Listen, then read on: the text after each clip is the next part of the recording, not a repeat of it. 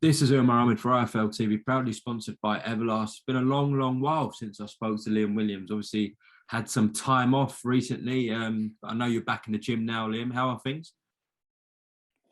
Yeah, mate, all good. Nice to be back, to be honest with you.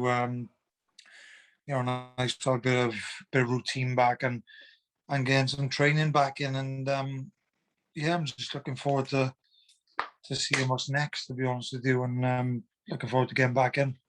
I hear Mr. World Champion Kid Galahad was back in the gym today as well. Mate, Barry was in the gym yesterday morning, Madness. morning after his fight. Nothing but credit for him. You know, he lives and breathes boxing. So if you can do that, then amazing. But for me personally, after I fight, I like to have a bit of switching off, and forget about boxing for a week or two. Yeah, no, obviously everyone's different. I've heard, obviously, as you well know, that Barry is just a complete gym rat.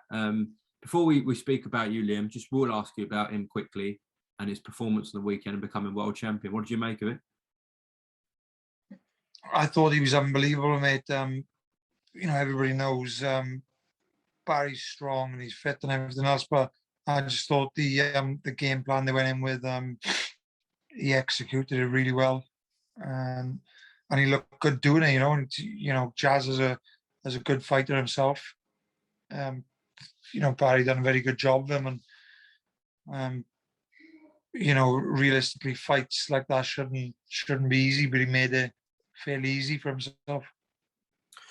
Okay, Liam, as I said, it's been a long, long time. It's the first time we're speaking since your fight with Demetrius Andrade. Now, you determined that you were going to go to the States and claim that world title and beat Brook. Has it been a difficult period since the fight for you, Liam, if you're being honest?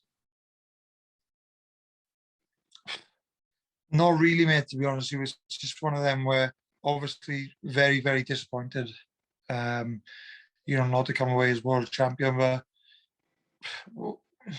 what do you do is like, you lose a fight. Well, do you sit in the house crying about it, or do you straighten yourself out and get back on the wagon? And that's just what I'm doing. And, I obviously had to have a shoulder operation recently.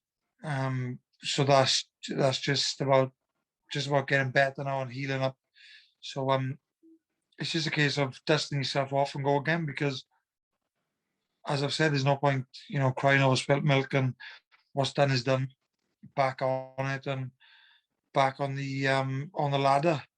In your opinion, what went wrong that night, and what kind of valuable lessons do you take away from that night against Demetrius? To be totally honest with you, a great deal didn't go wrong. I couldn't quite, for the first few rounds, I couldn't get going. I just felt a bit, I don't know, just a bit heavy, like it's hard to explain really. I felt a bit reserved, a bit, I don't know, I just couldn't get firing.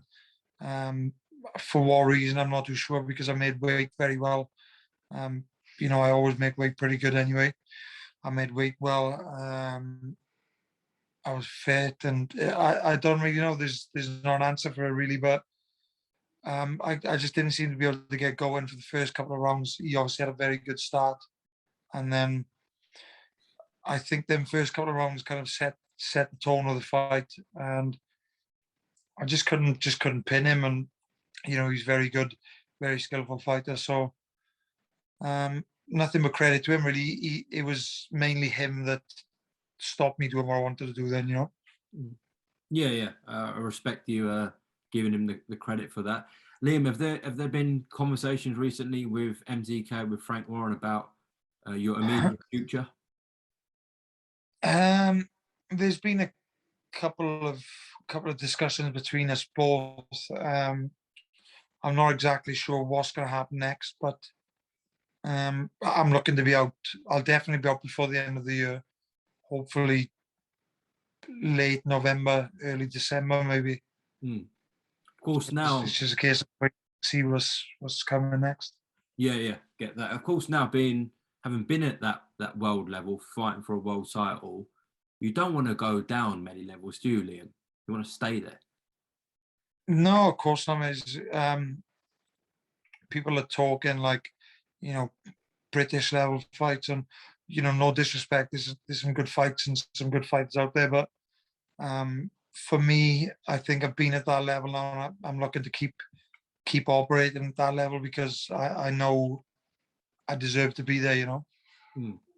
Yeah, let's address that quickly. So I think it was literally the Saturday after you boxed against Boo Boo, Felix Cash stopped Denzel Bentley, and he mentioned your name, and there was a little bit of talk after the fight about a potential fight between yourselves. Do you have any interest in that Felix Cash fight, Liam? The fight itself is a good fight. He is a good fighter, in credit to him. So, but it's just a case of, as we just spoke about, like there's a level where I want to be operating at, and that fight doesn't really offer me anything. If I win, I've just beat a British level fighter, and I'm not going to get the credit I deserve anyway. So personally, I'd rather just kind of go up a couple of levels and fight, European level at the least, you know what I mean? So, or fringe world level, get myself back there with a good win, and then see what comes next. Hopefully, get my chance again sometime soon. Is Jaime Munguia the fight you still want? Yeah, definitely. That's 100% the name I'd like. It's a very exciting fight, isn't it? He's an exciting fighter himself, and myself, I like to be in an action-packed fight as well. So I think that's definitely up there with one of the ones I like. I mentioned Gabe Rosado. That's one I would like because he's that type of, he's as game as they come. And Chris Eubank Jr. So them three are all, from my point of view, they're very good fights, and they're going to be exciting ones to watch.